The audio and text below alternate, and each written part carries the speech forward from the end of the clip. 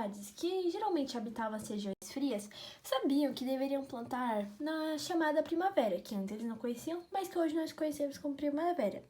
Pois se eles começassem a chegar no inverno, que antes eles não sabiam que era inverno, mas hoje já temos o conhecimento, as plantas poderiam morrer antes da colheita.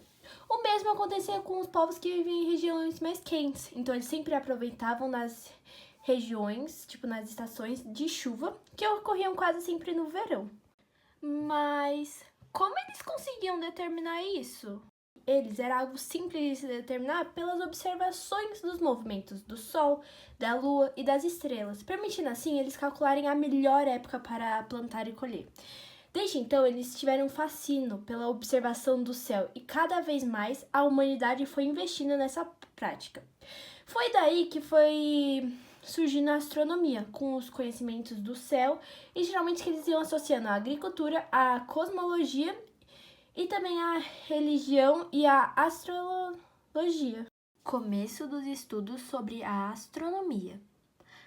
Na Grécia Antiga, o filósofo grego Aristóteles foi o pioneiro sobre as descobertas na área de astronomia. Ele propôs um modelo onde a Terra seria redonda e ele descobriu isso a partir do eclipse lunar, onde ele notou que a sombra da Terra na Lua era circular, concluindo assim que a Terra só poderia ser um corpo redondo. Modelo geocêntrico. O filósofo grego Cláudio Ptolomeu propôs um modelo no qual a Terra seria o centro do universo e tudo giraria em torno dela, chamando assim de sistema geocêntrico. Porém, esse modelo não conseguia explicar com tanta precisão o movimento errático dos planetas no céu. Sistema heliocêntrico. O astrônomo polonês Nicolau Copérnico propôs lá por volta de 1543 o modelo heliocêntrico, que era mais ou menos assim, o Sol no centro e os 6 planetas conhecidos até então girando em torno dele em movimentos circulares perfeitos. Esse modelo colocava a Lua girando em torno da Terra e também conseguia explicar o movimento dos planetas com algumas modificações em relação ao modelo de Ptolomeu. Mas, peraí! Bem antes assim, de Copérnico, o matemático e astrônomo grego Aristarco de Samos chegou a propor que a Terra girava em torno do Sol, mas em sua única obra publicada não tinha provas o suficiente para comprovar que ele também tinha estudado sobre esse mesmo fenômeno. Órbita dos planetas. Em volta lá de 1609, o astrônomo alemão Johannes Kepler fez algumas observações próprias e observações também com o Tycho Brahe e refinou o modelo heliocêntrico de Copérnico.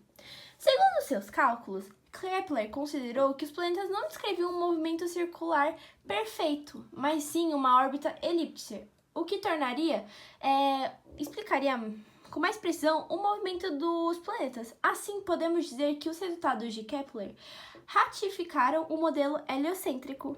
Lunetas. O físico e astrônomo e filósofo italiano Galileu Galilei foi o primeiro a utilizar lunetas para estudar os astros do céu. Em 1609, ele construiu seu primeiro instrumento de observação celeste, a luneta astronômica, melhorando um artefato que já existia, que era a luneta terrestre, um rudimentar telescópio. Portanto, apesar das lunetas já existirem na época, sua utilização para fins científicos foi feita primeiramente por Galileu.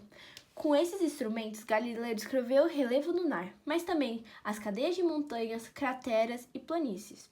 Percebeu também que o Sol possuía manchas e Júpiter possuía 4 satélites naturais. O físico e matemático Newton afirma que existe uma força invisível, denominada gravidade, que faz com que os corpos se atraiam mutuamente. Essa ideia surgiu quando, ao sentar em um pomar, ele viu uma maçã cair, concluindo assim que ela era atraída pela Terra, e da mesma forma, a Terra atraía a Lua. Ou seja, ele concluiu que matéria vai atrair a matéria. A lei da gravitação dos corpos é uma lei universal, e o trabalho de Newton é um marco importantíssimo para a história. Sem as leis enunciadas por ele, grande parte do conhecimento científico e desenvolvimento não teria acontecido, inclusive a aceitação do heliocentrismo, que não era muito bem visto pela Igreja Católica.